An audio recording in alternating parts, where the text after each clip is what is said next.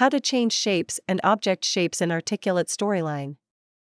You may replace an existing shape of an object with any shape of your choice by using Change Shape option. Let's learn how to change shapes by using Change Shape option. Select a shape and click on the Format tab in the ribbon. Then click on the Change Shape option on top left to replace the shape, and choose a shape of your preference.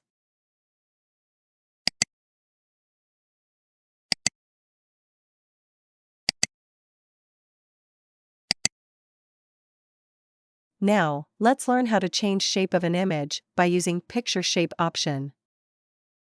To fill the shape object with a picture, click on the Insert, then select Picture and browse to the image you want to use.